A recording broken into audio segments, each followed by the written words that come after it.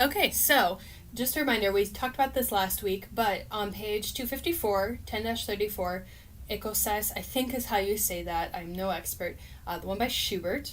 That is going to be on the test next week. So it's a much more daunting piece. So if you have not begun that, start that this week so that you are not panicking next week. I promise that'll make it about 20,000 times easier.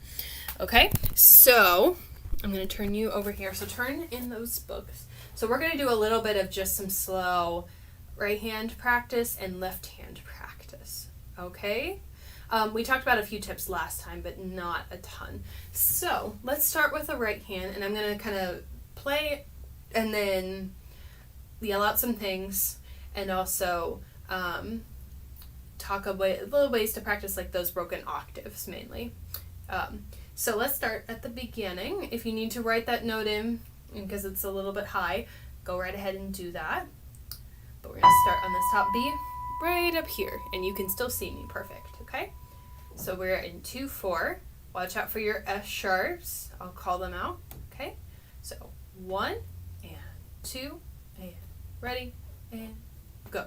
And lift up, put 3 on G, F sharp, 3, 3, good. Now C sharp, you're going to put 2 on it so you can turn and go up. C sharp, F sharp. Now C natural because we're in a new measure. And then if you need to write this in, it should be easy to figure out if you've been going stepwise, but D, D, D, D, D. Now, there are a couple of things to think about. They want you to play this legato. If you have big enough hands to stretch an octave, then great. You can do 5, 1, 5, 1, 3, like that. You basically want, the idea with legato is when one note goes up, the another note immediately goes down, so there's no gap in between. So make sure that you can do that.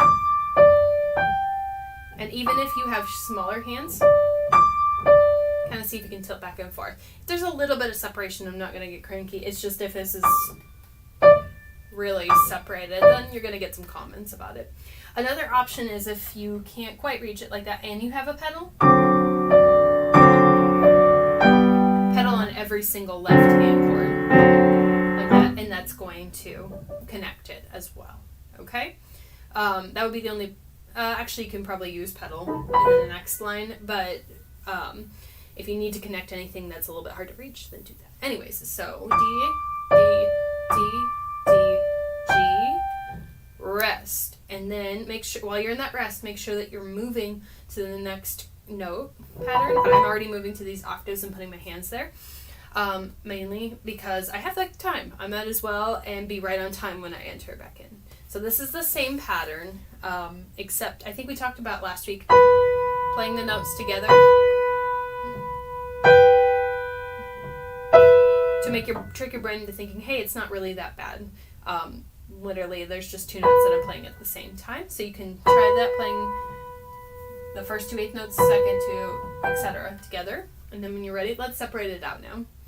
B, B, B, B, G, B, E, E. Now lift, we're going to regroup a little bit. A, F sharp, D, A. Now we're back to what we had in the second line. Yay.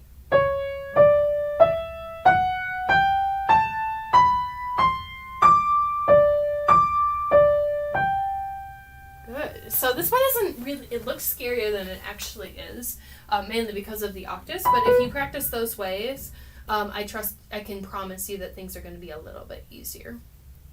Okay, so now what I would do, if you want to, well, 2 things actually. One, if you would, how it would help you, for the left hand, write in the chords or the Roman numerals. Someone wrote that in. We basically only have a couple of chords going on.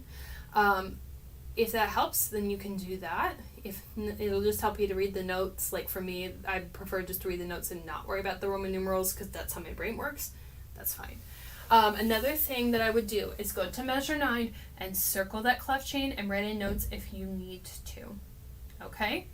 I'm going to give you guys the notes. So if you are actually watching this video, you are in luck. You get to check your notes. Okay? But let's start at the beginning. Okay? We have G major chord, C major, so 4 in second inversion, G major, G major, G major. Now we have a 5/7, so D, F sharp, and C. 1 6 4. Okay. 5/7, and then G and B. Not too bad. Now, take the time right now. Pretend that that's like 5 whole rest.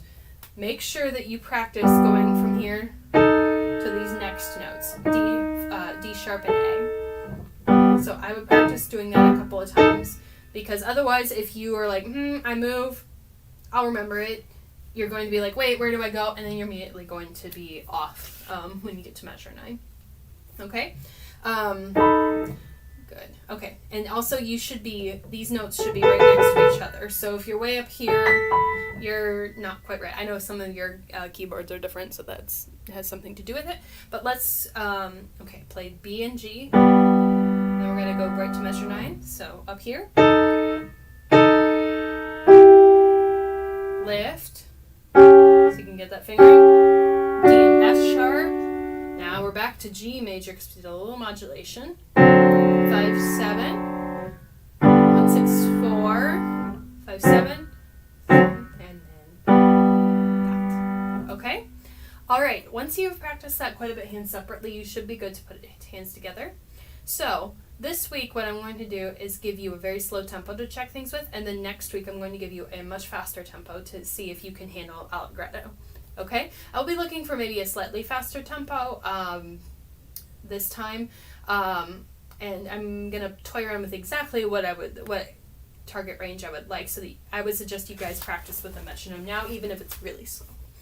Alright, enough said. Let's go ahead and play through this beginning to end. You don't have to repeat, okay? 1, 2, ready, go.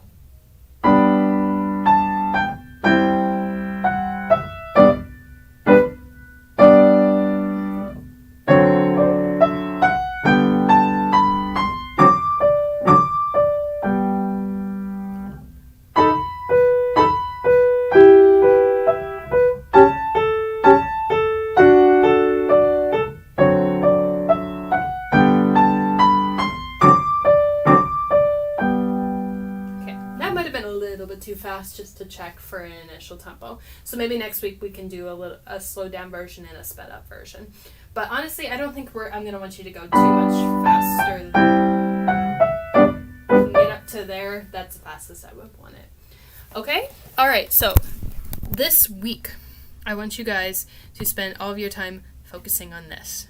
Okay, well, with addition to the harmonization and the assignment. But I want you guys to be very prepped to go on this piece, so that when I throw some new things in at you, in addition to scales, then you'll be ready for them. Okay? Alright, in the next video, we'll go over our assignment for the week, and that'll be all.